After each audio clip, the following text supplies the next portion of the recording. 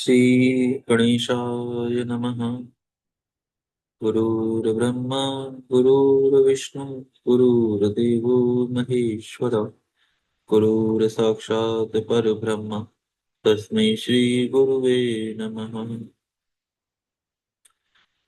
त्वमेव माता च पिता त्वमेव त्वमेव बन्धु च सखा त्वमेव त्वमेव विद्या द्रविणं त्वमेव त्वमेव सर्वं मम देव देव।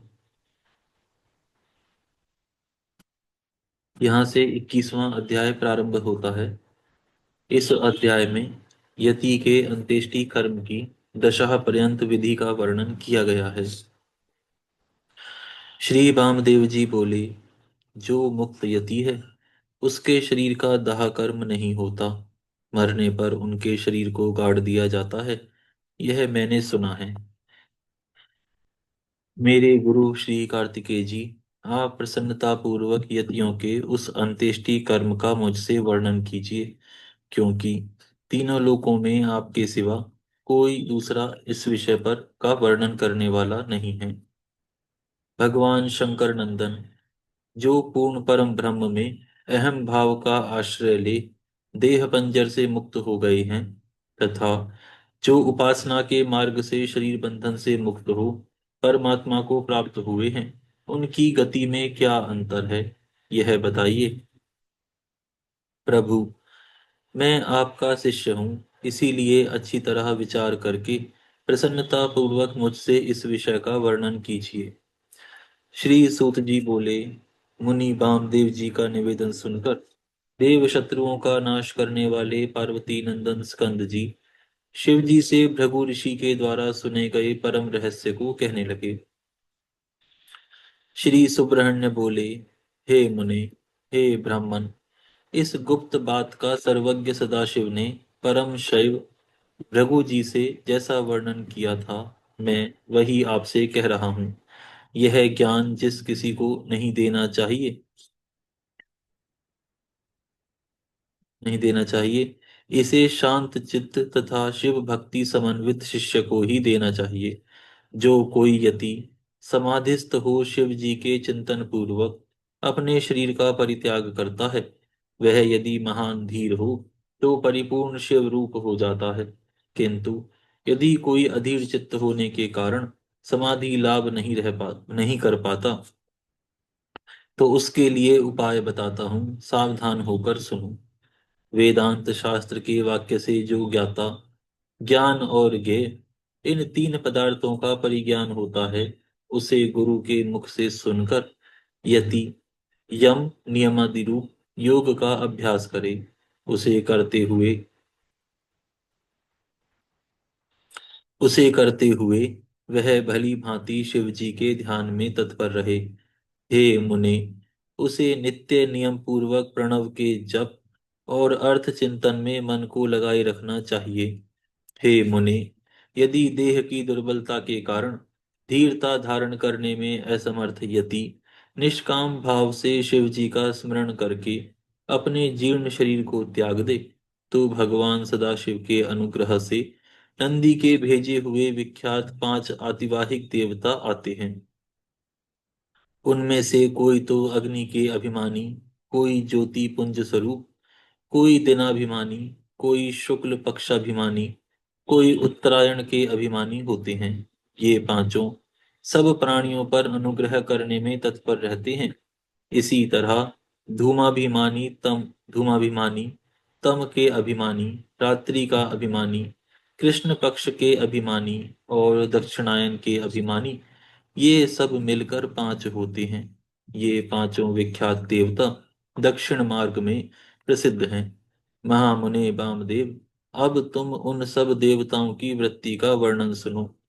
कर्म के अनुष्ठान में लगे हुए जीवों को साथ ले वे 5 देवता उनके पुण्यवश स्वर्गलोक को जाते हैं, और वहां यथोक्त भोगों का उपभोग करके वे जीव पुण्य क्षीण होने पर पुनः मनुष्य लोक में आते तथा पूर्ववत जन्म ग्रहण करते हैं। इसके सिवा जो उत्तर मार्ग के 5 देवता हैं, वे भूतल से लेकर ऊर्ध्वलोक तक के मार्ग को 5 मार्गों में विभक्त करके यति को साथ ले क्रमशः अग्नि आदि के मार्ग में होते हुए उसे सदाशिव के धाम में पहुंचाते हैं। वहां देवादिदेव महादेव के चरणों में प्रणाम करके लोकानुग्रह के कर्म में ही लगाए गए वे अनुग्रहकार देवता उन सदाशिव के पीछे खड़े हो जाते हैं। यति को आया देख देवादिदेव सदाशिव यदि वह व्यक्त हो तो उसे महामंत्र के तात्पर्य का उपदेश दे गणपति के पद पर अभिषिक्त करके अपने ही समान शरीर देते हैं।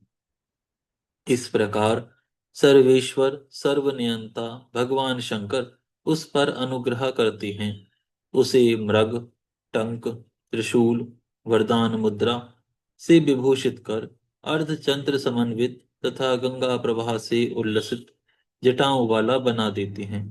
जो यति नाना शाखाओं वाले विषय भोगों से विरक्त नहीं हुआ है, उसे कृपा पूर्वक शिव जी सभी कामनाओं को प्रदान करने वाला रुद्र कन्याओं से समावृत मृदंग आदि वाद्य ध्वनियों तथा नृत्य गीत आदि से मनोहर दिव्य वस्त्र, माल्य, आभूषण आदि से विभूषित दिव्य अमृत घटों से पूर्ण दिव्य शैयाओं से युक्त करोड़ों सूर्यों के समान दिव्य दीप्तमान तथा करोड़ों चंद्रों के समान शीतल मन के समान वेग वाला सर्वत्रगामी विमान प्रदान करते हैं। इन भोगों को भोग लेने पर निवृत्त हुई भोगासक्ति वाले यति को स्वभावतः अत्यंत दुर्गम तीव्रतर विषय वासन रूपी वन को दग्ध करने के लिए उद्यत प्रलयकालीन अग्नि के सदृश प्रभाव वाली शक्ति प्रदान करते हैं।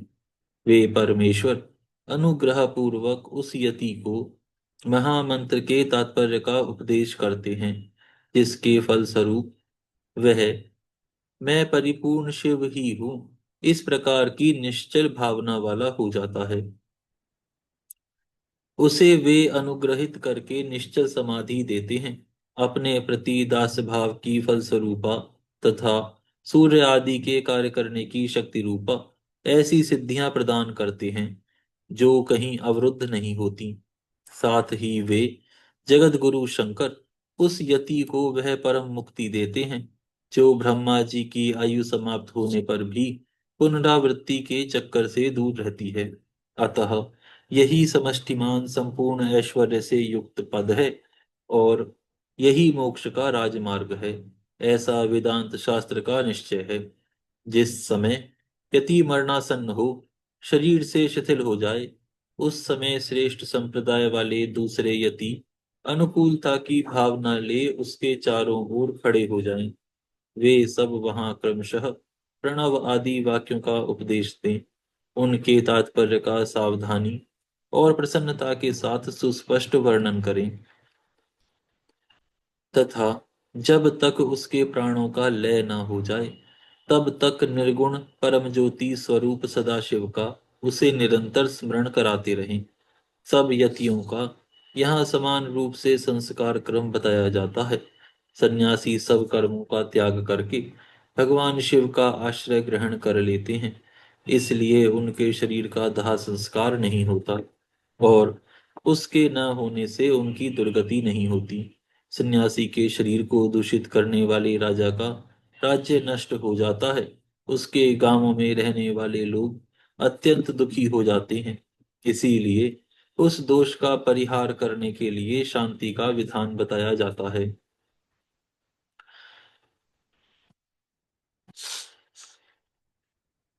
उस समय नम इरण्याय से लेकर नम अमीव केभ्य तक के मंत्र का विनीत चित्त होकर जप करें। फिर अंत में ओमकार का जप करते हुए मिट्टी से देव यजन की पूर्ति करें। देव यजन की का अर्थ उन्होंने बताया है, सन्यासी के शरीर को गाड़ने के लिए जो गड्ढा खोदा जाता है उसको देव यजन कहते हैं।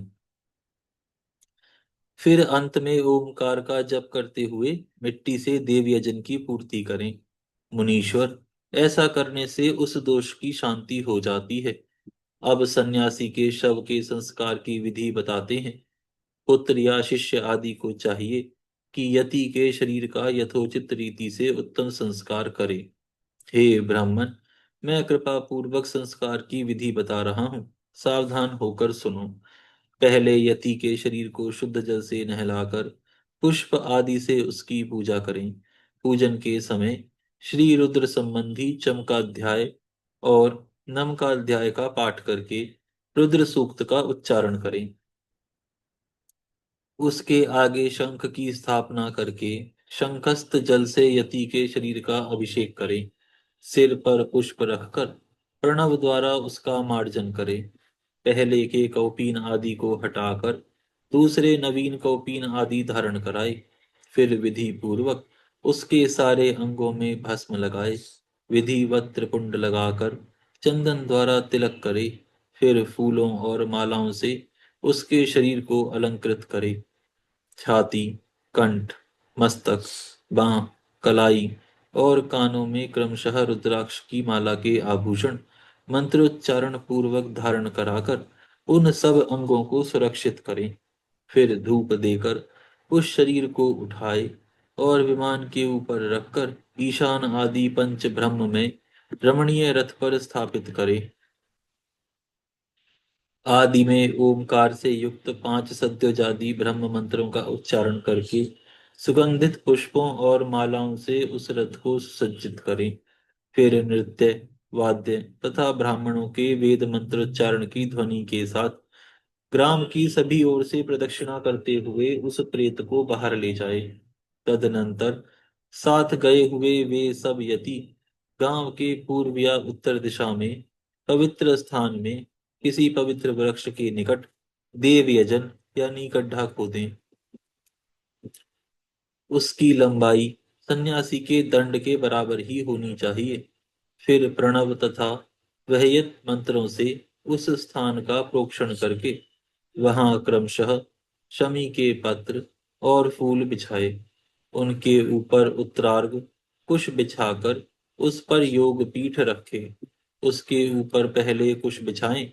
कुशों के ऊपर मृग चर्म तथा उसके भी ऊपर वस्त्र बिछाकर प्रणव सहित सद्योजात आदि पंच ब्रह्म मंत्रों का पाठ करते हुए पंचगव्य द्वारा उस शव का प्रोक्षण करे।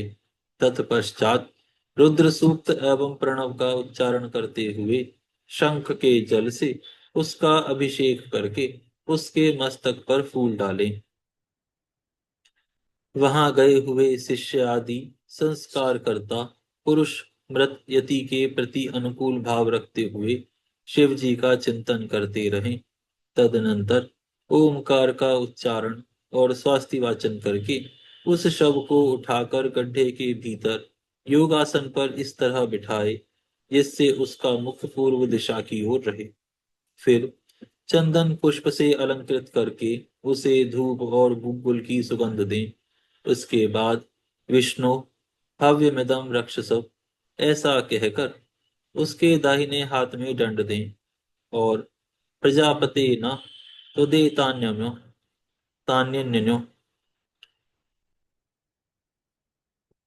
इसमें जो आगे ये शु और यजु लिखा हुआ है, ये यजुर्वेद है यजु का मतलब, और शु का मतलब है शुक्ल पक्ष की शाखा।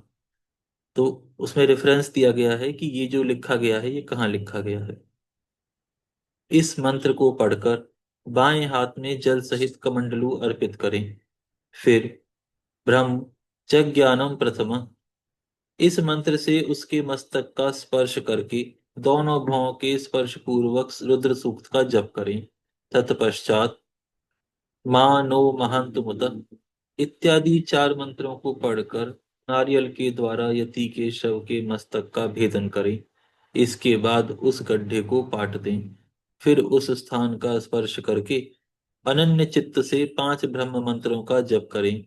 तदनंतर यो देवानां प्रथमं पुरस्तात से लेकर तस्य प्रकृति लीनस्य ये परः स महेश्वर तक महानारायणोपनिषद के मंत्रों का जप करके संसार रूपी रोग के भेषज, सर्वज्ञ, स्वतंत्र तथा सब पर अनुग्रह करने वाले उमा सहित महादेव जी का चिंतन एवं पूजन करें। पूजन की विधि यों है। एक हाथ ऊंचे और दो हाथ लंबे चौड़े एक पीठ का मिट्टी के द्वारा निर्माण करें। फिर उसे गोबर से लीपे। वह पीठ चौकोर होना चाहिए। उसके मध्य भाग में उमा महेश्वर को स्थापित करके गंध, अक्षत, सुगंधित पुष्प, बेल पत्र और तुलसी दलों से उनकी पूजा करें। फिर 12 बार प्रणव का जप करके प्रणाम करें। तदनंतर ब्रह्मीभूत यति की तृप्ति के लिए नारायण पूजन, बलिदान, घृत दीपदान का संकल्प करके गर्त के ऊपर मृणमय लिंग बनाकर पुरुष सूक्त पूजा करके घृत मिश्रित पायस की बलि दें। घी का दीप जला पायस बलि को जल में डाल दें। तत्पश्चात दिशा विदिशाओं के क्रम से प्रणव के उच्चारण पूर्वक ओम ब्रह्मणे नमः इस मंत्र से भ्रमीभूत यति के लिए शंख से 8 बार अर्घ्य जल दें। इस प्रकार 10 दिनों तक करते रहें। मुनि श्रेष्ठ, यह दशाह तक की विधि तुम्हें बताई गई। अब यतियों के एकादशाह की विधि सुनो। यहाँ पर यह अध्याय पूर्ण होता है। यहाँ पर हम विराम करते हैं, फिर कल से प्रारंभ करेंगे। हे गौ माता, आप सभी देवताओं की माता, सभी तीर्थों का तीर्थ, सभी पुण्य का पुण्य है। हम सभी आपको दंडवत प्रणाम करते हैं। आपकी कृपा सदैव हमारे ऊपर बनी रहे।